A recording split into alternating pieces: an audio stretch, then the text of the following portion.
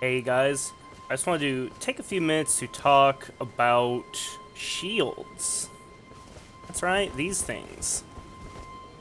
I wanted to talk about why so many people use them at the start, why people stop using them, and just give my opinion on what is, in my opinion, the most underrated type of item in this game. So, if you notice, shields have a whole bunch of different stats. Stuff that you're going to be looking at is the guarded damage negation. So you see physical, magic, fire, lightning, holy, and guard boost. So what do these stats mean? You might find out fairly quickly that the elements listed is the percentage of how much damage gets blocked. So if a shield has 100 physical, it means it blocks 100% of physical damage. It has 49 magic, it blocks only 49% of magic damage. But there's one stat in here that is a little bit different from the others, and it's kind of difficult if you're a new player to tell exactly how it works. That's guard boost. That's actually the most important stat on a shield. Guard boost is a percent damage reduction to the stamina damage that you take when you block. So, what does that mean? It means if something does, say, 200 damage a hit, and your shield has 50 guard boost, that 50 guard boost will be reducing the damage that you take by 50%. So when an enemy hits you for 200 damage, you block that, let's say it's physical and you have 100% physical negation, you will take 100 stamina damage. So if you have, say, like 120 stamina, something that's like pretty typical for an early game character, then your guard will get broken into hits. I can go and demonstrate this real quick. Let's just screw these spear guys. Yeah, come on, hit me. You see, he does a good little chunk of damage here to my stamina. I'm on New Game Plus, of course, so these guys are a little bit tankier than you might expect. Let's just kill this guy. See, guard boost though, it scales a lot better than people realize, since every point of guard boost is better than the previous point. So what's that mean? If you think of it in terms of the remainder, let's say you have 80 guard boost. You're reducing damage taken by 80% to your stamina. If you go up to 90 guard boost, you are then taking not 10% less stamina damage, you're taking half the stamina damage that you were at 80.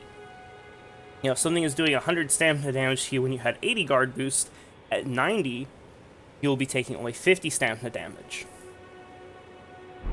A lot of people, I think, come into games like Elden Ring or, you know, its predecessors, Dark Souls, Demon Souls, and, you know, they start off playing with shields because it makes you feel nice and safe when you're hiding behind a shield, and, you know, it's just a great way to learn enemy patterns, and people kind of get comfortable with that, and then as enemy damage starts ramping up, they find the shield starts to become inadequate. And so this is where the infamous "get good" line comes into play. You start having to actually try and dodge enemy attacks rather than just block them, because your stamina just can't keep up with the damage that enemies are putting out. And that is true more or less in the previous games, but in Elden Ring, shields actually scale a lot better than they did in any of the Dark Souls games. I'm going to demonstrate that now. I have a very high shield, very high level shield here, the Fingerprint Stone Shield with 90 guard boost. I have the Great Shield Talisman. Let's just go and pull some boys over here.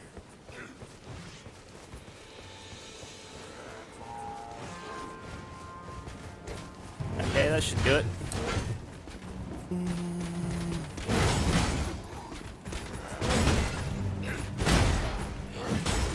As you can see, my stamina doesn't move at all.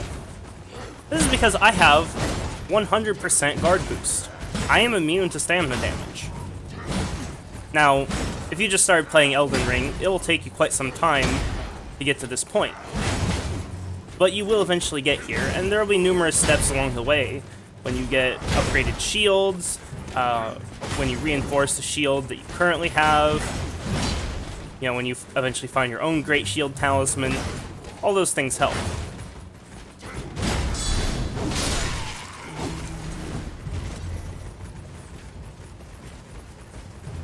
Point being, you don't actually have to stop using shields in Elden Ring if you don't want to. You know, the way I see it is Elden Ring is an RPG before it is an action game.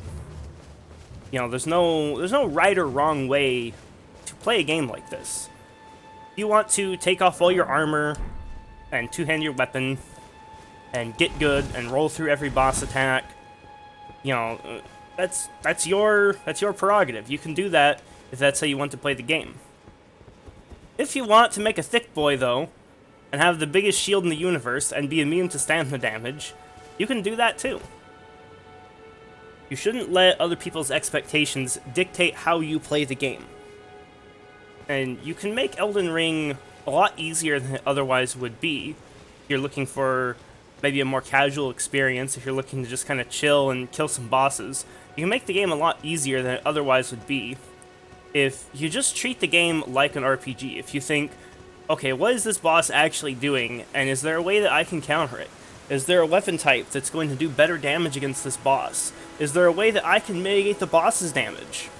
You know, maybe I can use a shield here. Maybe I shouldn't use a shield here. Maybe at the level my character's at right now, maybe a shield's just not worth it against this boss. Maybe it's relatively easy to dodge his attacks. Maybe, you know, he's doing a bunch of holy damage, and, you know, I could equip, you know, a talisman that boosts holy damage negation. You know, things like that. There's so many things in Elden Ring that you can do to swing fights in your favor if you just get a little bit creative with it. You just think about the problems that you're faced with. And so don't be too quick to toss your shield in the bin just because that's what other people expect you to do.